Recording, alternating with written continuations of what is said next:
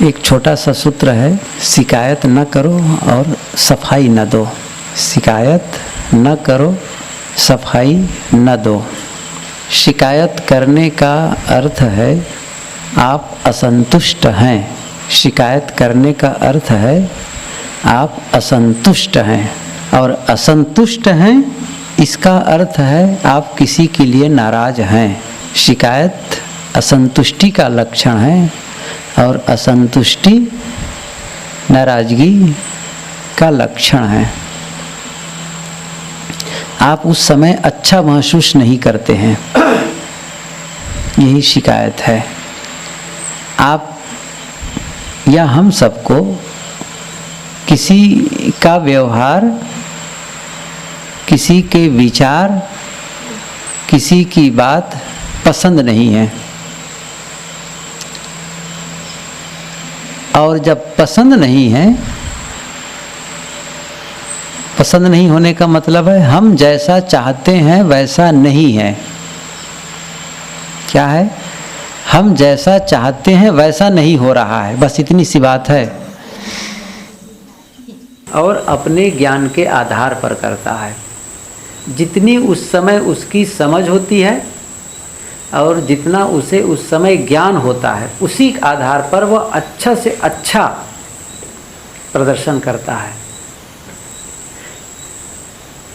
यदि उससे अच्छा ज्ञान होता, उससे अच्छी समझ होती तो वैसा करता। कोई जान करके भी न कहे, न उसका व्यवहार करे, ऐसा नहीं होता है। चाहे हम प्रवचन करते हों या कोई काम करते हों, तो उस समय क्या है, उस समय हमारी उतनी समझ है और उतना ज्ञान है, और इसी के आधार पर हम बोल रहे हैं। कोई काम करते हैं तब भी उस काम के संबंध में उतना ज्ञान है और उस समय हमारे करने की उतनी समझ है, बस। तो हम कैसे किसी के प्रति शिकायत कर सकते हैं? कोई आदमी व्यवहार कर रहा है, कोई गलत कर रहा है, गलत कर रहा है, इसका मतलब क्या हुआ? इसका मतलब है उस समय उनकी वही समझ है, उस समय उनके पास वही ज्ञान है, बस वही उनको अच्छा लग रहा है, इसलिए वैसा वो करता है। अब हम चाहते हैं कि वो हमारे अनुसार काम करे, ये कैसे हो सकता है? आप लोग पढ़े होंगे पुस्तक में, यहाँ पुस्तक है वो, उसका कहना है कि तू मैं बन। क्या कहते हैं वो? तू मैं बन, अर्थात सामने वाले के लिए कहना है कि जैसा मैं हूँ वैसा तू ही बन जा। इसका मतलब है जैसा मैं व्यवहार करता हूँ, जितना मेरा ज्ञान है उतना वैसे ही अब तुम व्यवहार करो और वैसा ही तुम्हारा ज्ञान हो। यही है तू मैं बन, जैसा मैं हूँ वैसा तू ही बन जा। और ये संभव नहीं है, यह संभव नहीं है। कैसे हो सकता है? हर आदमी की प्रकृति, हर आदमी का स्वभाव, हर आदमी की रुचि, हर आदमी का ज्ञान सब अलग अलग है, और ऐसी स्थिति में वो हमारे अनुसार कैसे हो सकता है? हम कैसे कह सकते हैं कि वो हमारे अनुसार ज्ञानी बन जाए और हमारे अनुसार करने लग जाए? जैसा हम भोजन बनाते हैं वैसा ही दूसरा कैसे बना सकता है? उसकी रुचि अलग है, उसका ढंग अलग है, उसका स्वभाव अलग है। जैसा हम काम करते हैं वैसा ही वो कैसे कर सकता है? जैसा हम प्रवचन करते हैं वैसा ही सामने वाला कैसे कर सकता है? उनकी योग्यता, उनकी समझ, उनका ज्ञान, उनका पठन मनन चिंतन अलग है। वो कैसे हो सकता है हमारे अनुसार ही? और जब हमारे अनुसार नहीं होगा तब हम कहेंगे नहीं, वो ठीक नहीं है। हमारे अनुसार वो कैसे गा सकता है? कोई भी काम होगा हमारे अनुसार वो कैसे कर सकता है? मान लो दुकान भेजे, शहर भेज दिया, मुँह मुँह सामान लेकर के आना, तो फिर हम ये चाहेंगे कि जो हमें पसंद है वैसे ही वो खरीदारी करे। ये तो नहीं हो सकता है, कुछ न कुछ अंतर हो सकता है। और ऐसी स्थिति में हम शिकायत करने लग जाएं तो कैसे बनेगा? और सबसे बड़ी बात क्या होती, कई बार हम उन लोगों से भी अपेक्षा करते हैं जिनसे अपेक्षा नहीं करनी चाहिए। जैसे हमको बहुत दिन हो गए साधना करते करते, अब आज आए हैं कोई, अभी उनको 1 सप्ताह हुआ है साधना मार्ग में आए, 6 महीना हुआ है साधना मार्ग में आए। अब हम क्या अपेक्षा करते हैं, वो हर काम परफेक्ट करे, हर काम परफेक्ट करे। उनका टकसार विचार, जैसे हमारी शुद्धि अशुद्धि का नियम है, जैसे हम हाथ धोते हैं, जैसा कपड़ा धोते हैं, जैसा बर्तन साफ करते हैं, सब में वैसा ही करे।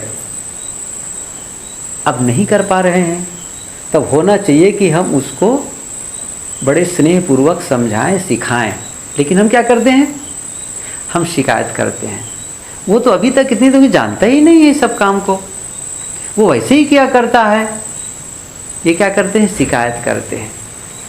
हम क्या समझ रहे हैं, जैसा हम कर पा रहे हैं वैसा ही वो करे। और कई बार छोटे बच्चों से भी लोग अपेक्षा वही करते हैं।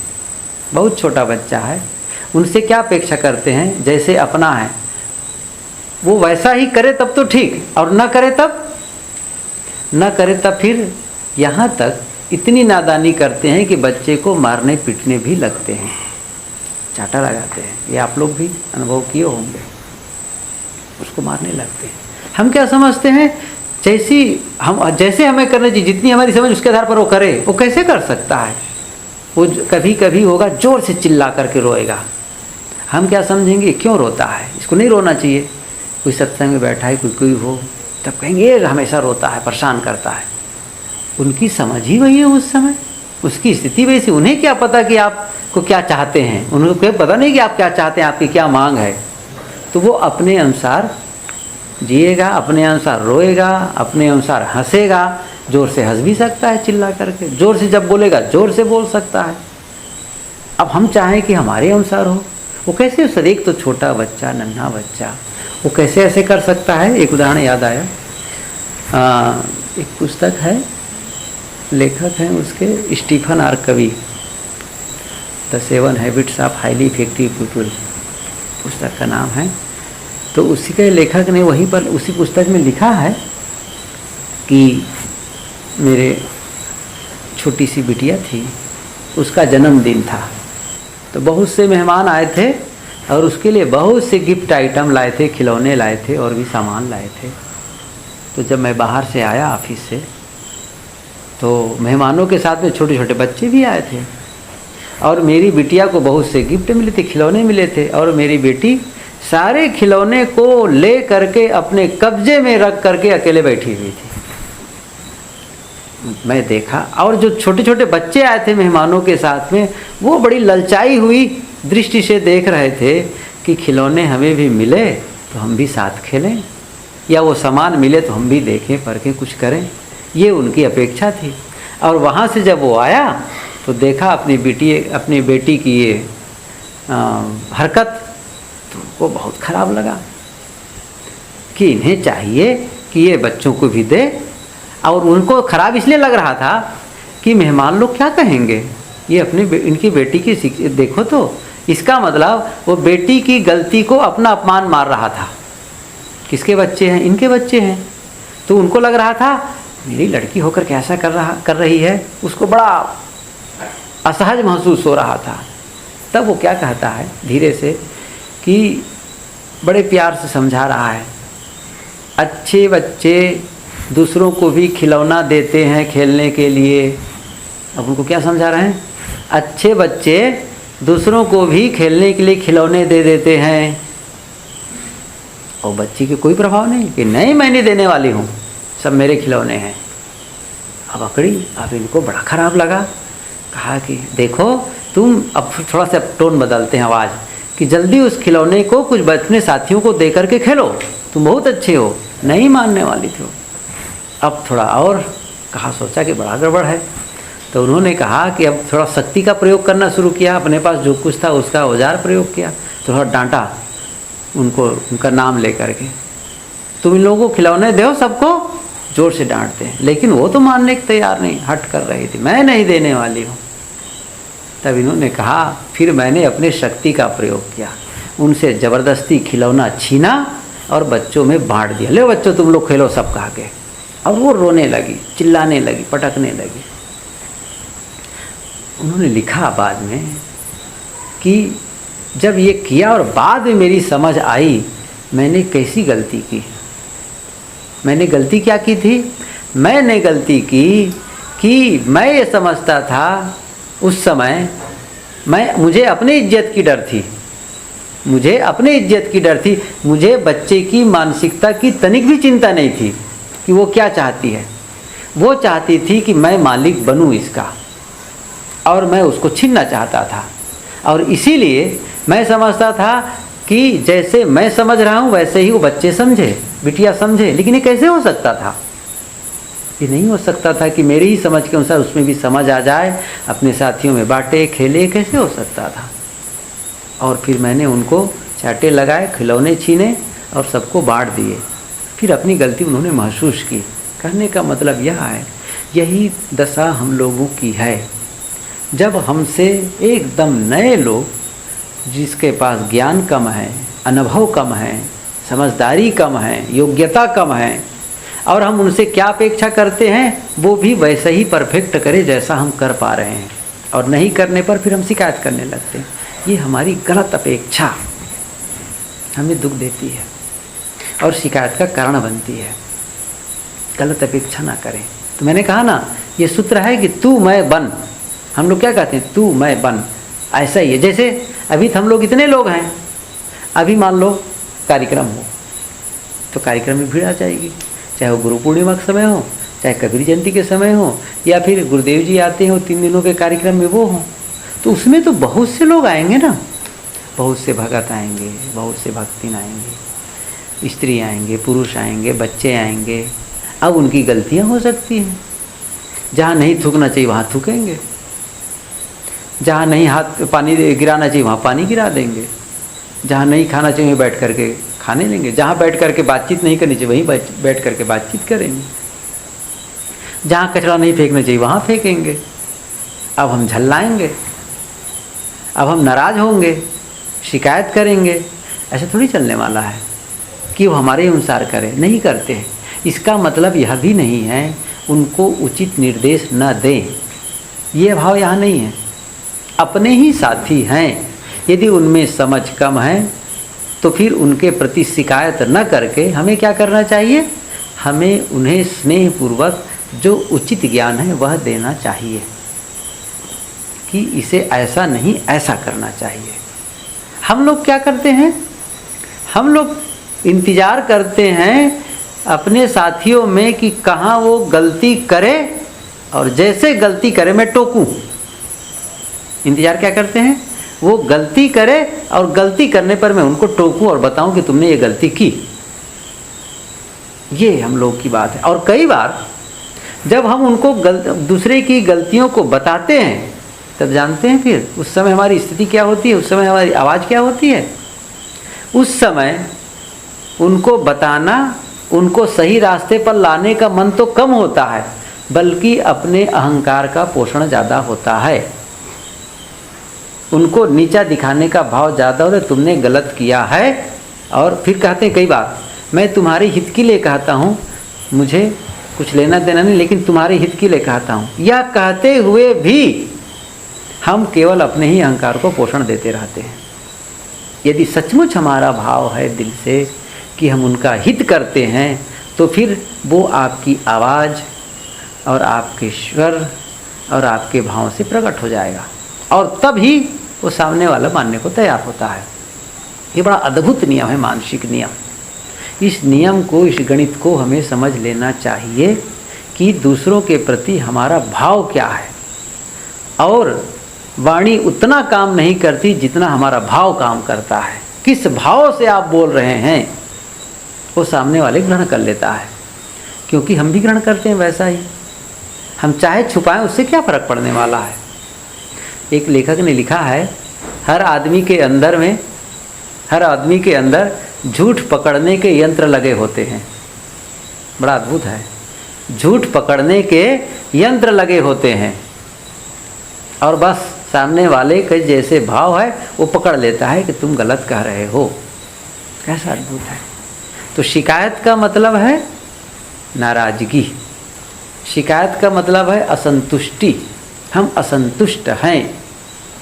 यदि शिकायत नहीं है, किसी की गलती हो गई, किसी की समझ में कमी है, तो हमें क्या करना है? उन्हें समझाना है, बताना है, कई बार बताना है। गुरुदेव जी कहा करते हैं, आजकल कई बार कह चुके हैं इस पीरियड में, कि जब दूसरों से गलती हो जाए तो कई बार तो कहने की ज़रूरत नहीं पड़ती है, लेकिन फिर भी वो नहीं समझ पा रहा है, गलती दोहरा रहा है, तब उनसे बुलाकर कहें कि देखो यह काम बहुत अच्छा करते हो, यह काम तुम बहुत अच्छा करते हो, तुम्हारे में योग्यता भी है, बढ़िया करते हो, लेकिन ये जो कर रहे हो ये नुकसानदायक है, इसको ऐसा करो। ऐसा करने पर वो मानेगा। अब बहुत हठी है, बहुत अहंकारी है, वो बात अलग है, कोई होगा बिरले, कोई होता है ऐसा नहीं है कि इस प्रकार से लोग हों और ना हो सकते हैं, लेकिन सामान्य अनुभव, सामान्य नियम क्या है? लोग यदि कोई हमें स्नेहपूर्वक सुझाव देता है तो हम सुधरना चाहते हैं। कोई भी हमको स्नेहपूर्वक, यदि उनकी हमारे ऊपर करुणा का भाव है, यदि तिरस्कार और घृणा का भाव नहीं है, नफरत का भाव नहीं है, और स्नेह का भाव है, प्रेम का भाव है, और कोई हमें सुझाव दे, तो हम स्वाभाविक विनम्र होकर मानते हैं। और जब सचमुच जाना गया कि वो मानने वाले नहीं हैं, तब तो मौन ही होना होता है ना। ये तो कहेंगे तो मौन रहो, फिर जैसा होगा प्रकृति उसे दंड देगी, समय आने पर उसका इलाज अपने आप हो जाएगा। इसका मतलब यही भी है कि आप उनके प्रति तिरस्कार भाव नहीं करना है, उनके प्रति मौन नहीं रहना है कि जो करना है करे, हमें क्या करना है। ऐसा कई बार होता है, लेकिन जो करना है करे, हमें क्या करना है, ये भी एक नाराज़गी का स्वर है। ये समझ लें, हमें क्या करना है, जो करें, मरे चाहे सड़े। इसका मतलब थोड़ा थोड़ा नाराज़ हैं आप, नहीं कह रहे हैं फिर भी कह रहे हैं। एक उदाहरण है, मोहम्मद नगर में शंकर भक्त के बारे में गुरुदेव जी बताते हैं कि वो बड़े थोड़ा से कड़े थे, तो सब साधुओं का उनके सामने आना बड़ा कठिन होता था, या वो जब रहे तो उनके यहाँ जाना ही कठिन होता था, क्योंकि वो खरखर थे, थोड़ा तेज थे। तो जो होता खाट से कहा देते थे, अब चाहे जो हो जाए, और कुछ नहीं, सबको कहा देते थे। बड़े साहब लोगों की मर्यादा करते थे, और ख़ास करके अपने भी साहब हैं उनकी मर्यादा करते थे। वो कहते भगत जी तुम चुप रहो, तो वो चुप हो जाते थे। तो भोजन बनाने के लिए सब संतों को आना था आश्रम से।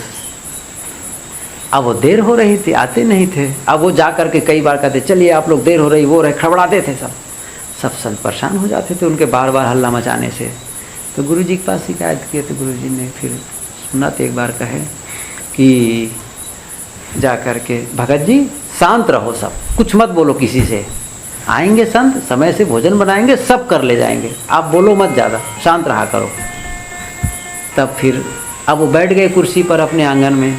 अब चाहे संत आए कभी भी, अब आ रहे हैं संत, अब कहते हैं हम नहीं बोलेंगे, अब साहब मना किए हैं, हम क्यों बोलेंगे, चाहे जब आए चाहे जब बनाएं।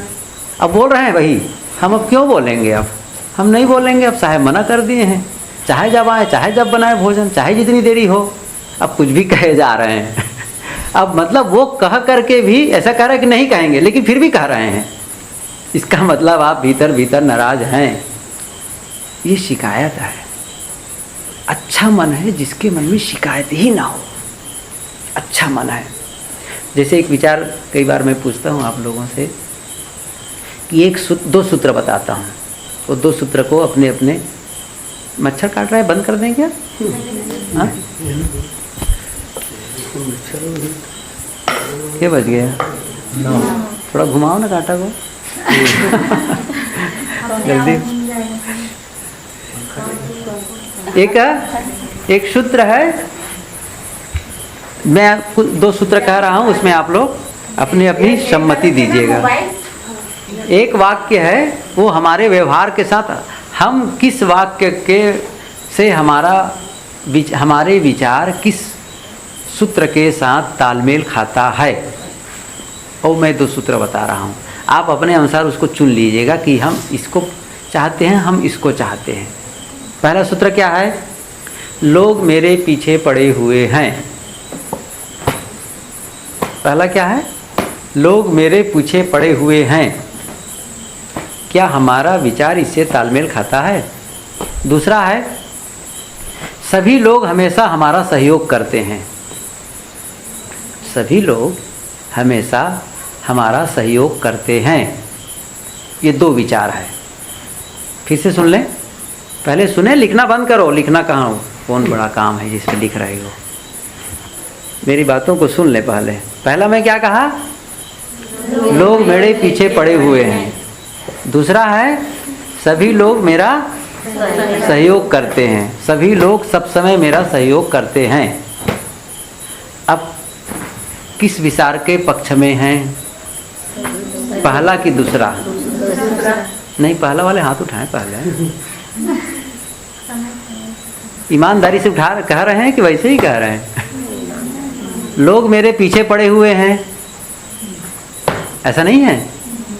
मुझे ही परेशान करते हैं, मैं ही क्यों? कहते नहीं, मैं ही क्यों।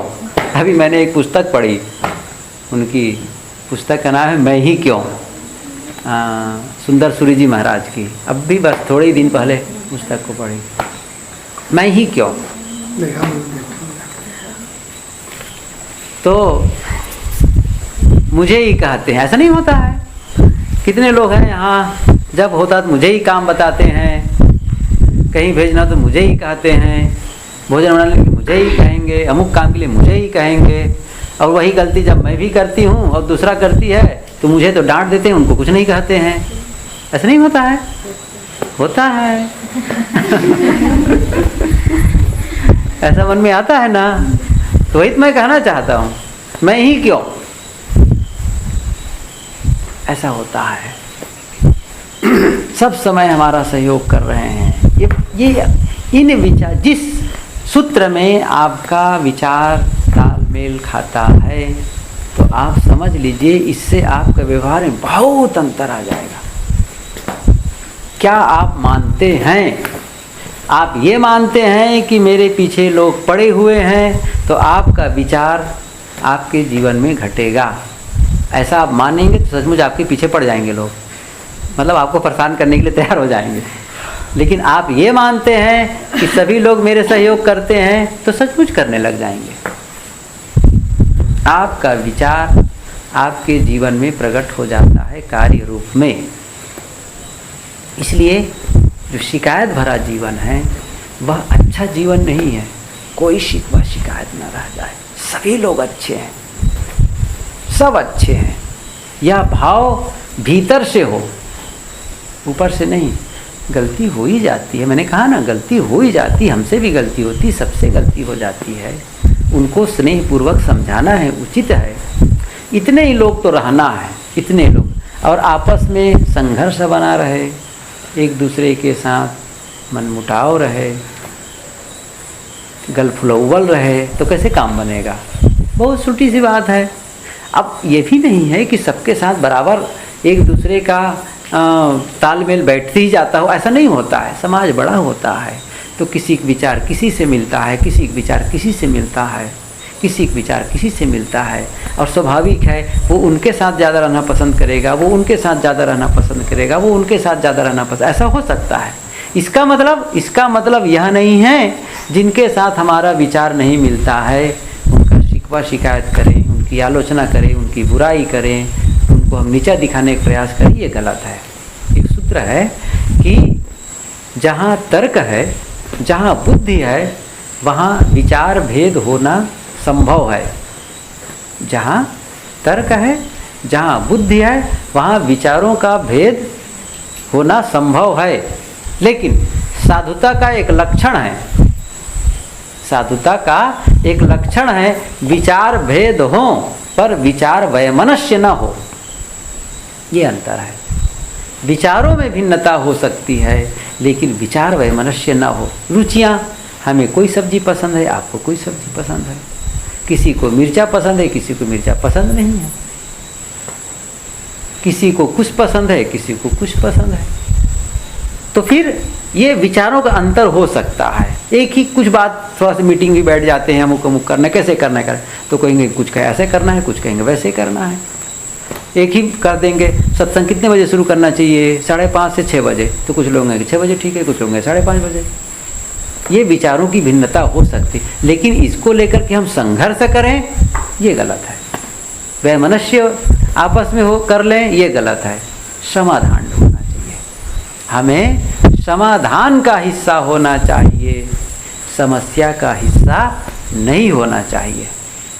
सफल लोग, जो सफल लोग होते हैं वो समाधान का हिस्सा होते हैं, और असफल लोग हमेशा समस्या का हिस्सा होते हैं। हम कहाँ चाहते हैं? हमारी दृष्टि समस्या में है कि समाधान में है, ये देखना चाहिए। हम समस्या देखते हैं कि समाधान देखते हैं? हर समय समस्या समस्या, शिकायत शिकायत, व्यवस्था के प्रति शिकायत, व्यवस्थापकों के प्रति शिकायत, घर द्वार के प्रति शिकायत, यहाँ तक शिकायत करेंगे प्रकृति की तरफ से, प्रकृति को भी शिकायत करेंगे। क्या बताएं इतनी गर्मी है, क्या हो गया पानी नहीं गिर रहा है, क्या बताएं बिजली चली गई। कहाँ तक शिकायत करोगे? ये शिकायत भरा जीवन तनावपूर्ण जीवन होता है, नाराजगी भरा जीवन होता है। इसलिए जिसका आपके पास इलाज नहीं है उसे स्वीकारना सीखें। यदि आप रिलैक्स होना चाहते हैं ना, आराम महसूस करना चाहते हैं, तो आप क्या करें? उसे स्वीकारना सीखें। दुनिया में जितनी भी समस्याएं हैं, दुनिया में जितनी भी समस्याएं हैं, उसका या तो समाधान है या तो समाधान नहीं है। ठीक है? दुनिया में जितनी भी समस्याएं हैं आपकी, उसका या तो समाधान है या फिर समाधान नहीं है। और यदि समाधान है उसे खोज लें, और समाधान नहीं है तो उसके बारे में सोचना बंद कर दें। ये आप मन को हल्का करने का एक तरीका है। जिसका आप समाधान ही नहीं कर पा रहे हैं, जिसका आप इलाज कर ही नहीं सकते, जिसमें आप बदलाव कर ही नहीं सकते हैं, उसके लिए सोच करके दिमाग को बोझिल बनाने की कोई आवश्यकता नहीं है। आपके ही बीच में कोई ऐसा सदस्य हो सकता है जिसमें परिवर्तन की संभावना नहीं है, तो उसे चुपचाप स्वीकार लो। इनका ऐसा ही जीने का ढंग है, बस स्वीकार लो। ऐसा नहीं, ऐसा क्यों नहीं, ऐसा नहीं, बार बार करेंगे फिर तनाव बढ़ेगा। इसलिए ठीक है, इनका ढंग ऐसा ही रहेगा, बस स्वीकारो उसको। और जैसे स्वीकारेंगे वैसे आप रिलैक्स हो जाएंगे। इसलिए शिकायत न करें, शिकायत रहित जीवन, सब अच्छे।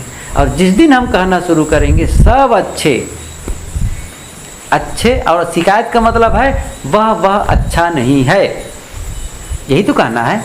उनका व्यवहार अच्छा नहीं है, उनका बर्ताव अच्छा नहीं है, उनकी बोली बानी अच्छी नहीं है, उनका मन अच्छा नहीं है, सब ये खराब वो खराब, ये सब कहना गिनाना शुरू करेंगे। इसलिए शिकायत रहित जीवन जिए। इससे क्या होगा?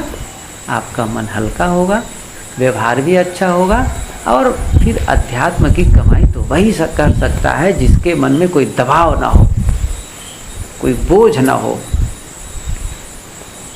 कोई द्वेष ना हो, किसी प्रकार का कोई दुर्भावना ना हो। दुर्भावना रख करके हम प्रगति कैसे कर सकते हैं? मैंने दूसरा सूत्र कहा था उसका आगे वाला कि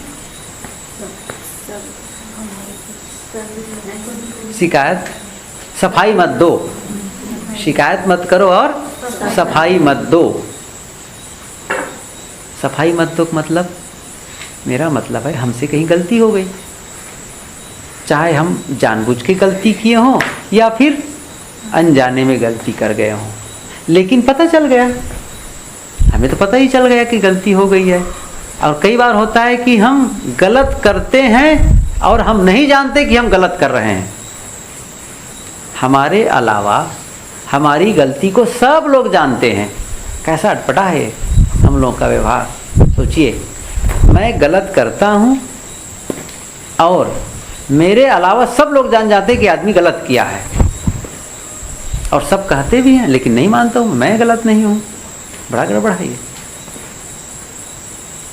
तो ऐसी स्थिति में सचमुच गलती हो जाए और महसूस हो जाए तो फिर सफाई देना बंद कर दो। मैंने क्यों गलती की, कहो ही मत, हो गई गलती, बस एक बार कह दो, स्वीकार लो। जहाँ गलती को सही सिद्ध करने के लिए लगे, जहाँ गलती को सही साबित करने के लिए तर्क प्रस्तुत किए और मजबूरी बताए कि मैंने गलती क्यों की। जहाँ तर्क प्रस्तुत किए वहाँ पर सामने वाला आक्रामक हो जाता है, फिर वो पसंद नहीं करता है, फिर ऐसी स्थिति में वो क्षमा नहीं करता है। और सचमुच जब गलती को स्वीकार लेते हैं तो सब क्षमा कर देते हैं, फिर वो बदले का भाव नहीं रहता है। आप स्वीकारें तो भला, हम नहीं स्वीकारते हैं। अफसोस है मुझे, मेरे से गलती हो गई, मैं क्षमा चाहता हूँ। बड़ा कठिन है, क्षमा मांगना बहुत दुर्लभ है आदमी के लिए, क्योंकि सबसे बड़ा अवरोध आता है उसमें अहंकार। मैं कैसे झुकूं, यदि मैं गलती स्वीकार कर लूं तो सब लोग कहेंगे ये गलत है और मेरी इज्जत खत्म हो जाएगी। गलत है ऐसा सोचना। गलती हो गई, बड़ी विनम्रता से स्वीकार लें, और यही आपको सुधारने का पहला कदम है। दूसरी बात, यदि आप सफाई देते हैं तो सुनिए उसका क्या अर्थ होता है। इंग्लिश में बहुत अच्छी बढ़िया कहावत है उसमें, और सूत्र इस समय मुझे भूल जाता है आया कैसे है इंग्लिश वाला, कि डोंट एक्सप्लेन, और कैसे आया है, कुछ का एक्सप्लेन न करो और शिकायत हाँ don't complain don't explain. Explain नहीं करो, कंप्लेन ना करो, एक्सप्लेन ना करो। तो क्यों, उसको बताते हैं, मैं हिंदी में बताता हूँ। उसका भाव यह है, यदि आप सफाई देते हैं तो क्या होता है, आपके मित्र को उसकी आवश्यकता नहीं है। जो आपके मित्र है ना, उसको सफाई देने की आवश्यकता नहीं है, वो इसी ही जानते हैं, वो यह बिल्कुल ठीक है आपका, उसको क्या सफाई देना है।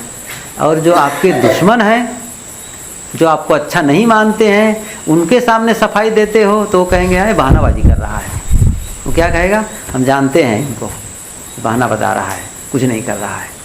तो अपने मित्र के सामने भी सफाई देने की ज़रूरत नहीं है, और जो आपके विरोधी हैं उनके सामने भी सफाई देने की ज़रूरत नहीं है, क्योंकि मित्र को उसकी आवश्यकता नहीं है, और आपके विरोधी इसको मानने को तैयार होंगे ही नहीं, बिलीव नहीं करेंगे, विश्वास नहीं करेंगे आप पर। इसलिए सफाई मत दो। सचमुच गलती हो गई हो तो उसे स्वीकार ले, मेरे से गलती हो गई। और यह स्वीकार का मतलब है आप फिर से गलती न करने का संकल्प ले रहे हैं। स्वीकारने का भाव जानते क्या होता है, स्वीकार का मतलब है उस गलती को फिर से न दोहराने के लिए आप कबूल कर रहे हैं। ये बड़ा काम है। हम लोग छोटे छोटे यही सब गलती करते रहते हैं और आपस में संघर्ष करते रहते हैं, और इसी के नाते न हमारी आध्यात्मिक प्रगति होती है और नहीं हमारा व्यवहार परिष्कृत होता है, शुद्ध नहीं हो पाता है। हम लोग को सामूहिक जीवन जीना है। परिवार का जीवन भले छोड़ दिए, लेकिन हम एक बड़े समाज में आ गए हैं, और जहाँ जिस समाज में हैं वो अलग परिवार से आए हैं, अलग प्रांत से आए हैं, अलग घर से आए हैं, अलग वातावरण से आए हैं। उनका ढंग अलग होगा, सब चीज़ अलग होगी, और सबके अपने ढंग होंगे। उन सब को हमको सहना है, तभी काम बन पाएगा। एक दूसरे के प्रति जब विश्वास करने लगेंगे तभी ये काम बनेगा। बिना विश्वास के हमारा व्यवहार पवित्र नहीं हो सकता है। विश्वास बहुत आवश्यक है, बहुत आवश्यक है, एक दूसरे के प्रति विश्वास करना। कन्फ्यूशियस शायद है, उन्हीं से पूछा गया कि समाज की अच्छी व्यवस्था के लिए हमें क्या करना चाहिए, हमें किसकी आवश्यकता है। तो उन्होंने कहा कि 3 चीज़ों की। पहला है अन्न, दूसरा है शस्त्र, और तीसरा है विश्वास। अन्न से पोषण होगा, अस्त्र से सुरक्षा होगी, और तीसरा है विश्वास, संबंध अच्छे रहेंगे। तो उन्होंने कहा कि इन तीनों में से यदि 2 से काम चलाना हो तो किसको छोड़ें। इन 3 में से किसी एक को छोड़ना पड़े, 2 से ही काम चलाना पड़े, तब उन्होंने कहा इनमें से अस्त्र को छोड़ दो। अस्त्र शस्त्र नहीं होंगे तो काम चलेगा, हथियार नहीं हो तो भी चलेगा। कहा अच्छा, और इन 2 में से किसी एक को चुनना पड़े तब उन्होंने कहा तब अन्न को छोड़ दो। विश्वास के बिना आप नहीं जी सकते। विश्वास के बिना आप कदम नहीं बढ़ा सकते, चल नहीं सकते। यहाँ हम लोग कैसे बैठे, एक दूसरे के प्रति विश्वास के साथ बैठे हैं। आप लोग हम लोगों के प्रति विश्वास करते हैं, हम लोग आप लोगों के प्रति विश्वास करते हैं, और हर साथी आप लोगों को एक दूसरे के प्रति विश्वास करते हैं। तभी संबंध बना रह सकता है। और जहाँ विश्वास में कमी हुई, जहाँ विश्वास होता है वहाँ क्या होता है, और जहाँ विश्वास में कमी होती वहाँ क्या होता है, इसको थोड़ा सा बताओ। जहाँ विश्वास की कमी होती है वहाँ पर आप यदि सही बात भी बोलेंगे तो जानते हैं क्या होगा, तब कहेंगे लगता है कुछ मामला गड़बड़ है, संदेह करेंगे, आपके प्रति संदेह करेंगे, आपके प्रति कुछ बनावटी का संदेह करेंगे। भले आप सही कह रहे हैं लेकिन ज़रूर कोई कहेंगे लगता है कुछ दाल में काला है, क्योंकि ऐसा वो बोल रहे हैं, क्योंकि अविश्वास है। और जब विश्वास होता है ना, तब हमसे गलती भी निकल जाती है, हमसे गलती भी निकल जाती है। तब कहते हैं कोई बात नहीं, मैं जानता हूँ आप क्या कहना चाहते हैं, चलता है, कोई हर्जन नहीं, आप निश्चिंत रहिए, मैं संभाल लूँगा। कितना अंतर होता है विश्वास में। अविश्वास में सही बात कहने पर भी लोग संदेह करते हैं और हमको कुछ लगता है कि गड़बड़ है, ऐसा हमारे प्रति संदेह करने लगते हैं। और जब विश्वास प्रगाढ़ होता है एक दूसरे के प्रति, तो हमारी छोटी छोटी गलतियों को नज़रअंदाज कर दी जाती है। बड़ा अद्भुत है। इसलिए एक दूसरे के प्रति विश्वास करें। क्यों? आपस में संबंध मधुर बनाना है, ये बहुत ज़रूरी है। और विश्वास टूटता क्यों है? बहुत से कारण हैं, उसमें केवल एक बेहद महत्वपूर्ण कारण है, वो है झूठ बोलना। विश्वास कब टूटता है? जैसे ही हम झूठ बोलते हैं या जो हम वादा किए हैं उसको नहीं निभाते, बहुत जल्दी जैसे शीशा टूटता है ना ताक से, वैसे विश्वास खाट से टूटता है। जैसे झूठ बोले विश्वास टूटा। बहुत महत्वपूर्ण है कि हम अपने आप को संभालें। मित्रों के साथ, जिन लोगों के साथ रहते हैं, उससे भूल कर भी झूठ न बोलें, भूल से भी। और यदि पता चल गया धोखे से कहीं भूल से झूठ बोला ही गया है अनजाने में, तो तुरंत क्षमा मांग ले, स्वीकार लें उसको, नहीं तो फिर विश्वास नहीं रहेगा। आप लोग सब कहानी जानते हैं, जो गडरिया ने कहा भेड़िया आया, भेड़िया आया, भेड़िया आया कहा के एक बार चिल्लाया, किसान आ गए, फिर चले गए। दूसरी बार चिल्लाया, फिर किसान आए, फिर हंस करके टाल दिया। भेड़िया आया, भेड़िया नहीं आया था। और तीसरी बार सचमुच भेड़िया आ गया, तीसरी बार सचमुच भेड़िया आ गया, कोई नहीं आया। क्यों नहीं आया? क्योंकि वो झूठ बोला था और उसके प्रति विश्वास खत्म हो गया। जब झूठ बोल करके विश्वास खत्म हो जाता है झूठ बोलने से, तब वो सही भी बोलता है ना, तो भी उस पर विश्वास नहीं करते हैं। देखिए क्या हुआ, पहले वो झूठ बोला और झूठ बोल करके लोगों का विश्वास तोड़ा, और जब वो सही भी बोला तो भी विश्वास नहीं हो, सही पर भी विश्वास नहीं होगा। आप 1000 दलील देंगे फिर भी आप पर विश्वास नहीं होगा फिर, क्योंकि आपने विश्वास को तोड़ा है, आपने गलती की है। कोई सामान चुपके से उठा लिए, इसका मतलब आपने विश्वास तोड़ा है। फिर आपको हर समय संदेह की निगाह से देखेंगे लोग। क्या करेंगे? कहीं गड़बड़ तो नहीं कर रहा है, अकेले क्यों गया उस कमरे में, क्या हमारे बेको क्यों उलट रहा था वो, ये बड़ा गड़बड़ होगा फिर। और विश्वास है तो कोई बात नहीं, वो है ना, उसकी चिंता नहीं, वो रहने पर हमको निश्चिंत है। तब आँख उनके बैठे रहेंगे आप, क्योंकि वो है ना, क्योंकि उस पर पूरा विश्वास और भरोसा है। कितना महत्वपूर्ण है आपस के व्यवहार को निपटाने के लिए। इसलिए आप विश्वास आपस में बनाएं, और यदि कहीं लगता है कि यहाँ विश्वास हमारा कमज़ोर हो रहा है तो उसे आप भरें, मरहम पट्टी लगाएं वहाँ पर, ऐसा कुछ करें। और एक बार विश्वास टूट कर बड़ा लंबा समय लगता है उसे फिर से पुनर्स्थापित करने में। मान लो मैं किसी के सामान को चुपके से उठाया और जान गए, मैं तो नहीं बताया किसी को, और जान गए सब, और तब जानते हैं उसको पुनः मेरे ऊपर विश्वास आप करें, इसके लिए एक लंबा समय चाहिए, और मैं हर समय सही साबित होता रहूं लंबे समय तक। तब कहेंगे हो गई थी पहले गलती, लेकिन अब आदमी ठीक है, लंबा समय लगता है फिर से उसको पुनर्स्थापित करने में। जैसे घाव हो जाने पर लंबा समय लगता है उसको ठीक होने में, चिन्ह को मिटने में, वैसे ही है ये। इसलिए परस्पर का विश्वास अच्छा हो तो फिर हमारा व्यवहार अच्छा होगा। तो मैंने कहा शिकायत रहित जीवन हो।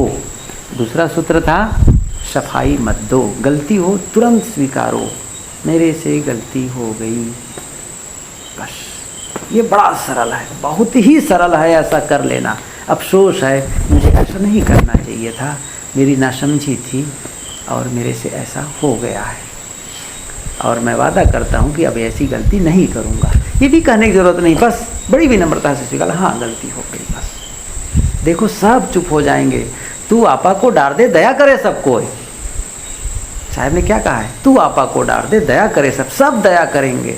लेकिन जब आप अहंकार करेंगे, अपनी गलतियों को सही साबित करने के लिए दूसरों की गलतियों को खोजेंगे और बताएंगे उसने भी ऐसे ही किया था, वैसे ही किया था, तब फिर आपके प्रति कोई क्षमा नहीं करता, तब आपके दया माया नहीं लगता है उस समय, फिर सब नाराज होने लगते हैं।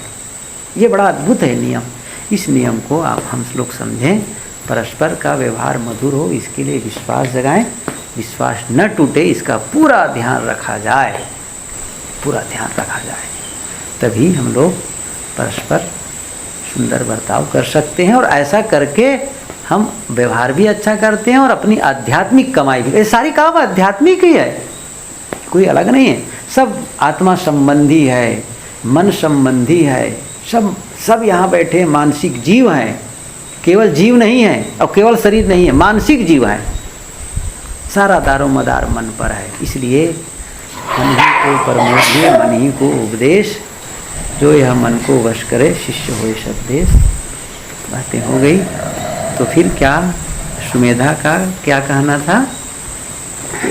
मन शिकायत को हाँ, जीवन में पूर्ण करने, उसके मैंने कुछ सूत्र बताए अपनी समझ के अनुसार, और फिर भी इसमें कोई सुधार होगा तो आप लोग अपने ढंग से करके करते रहिएगा। आज तो समय पूरा हुआ, समाप्त करते हैं। ठीक है, ठीक लगा समाधान?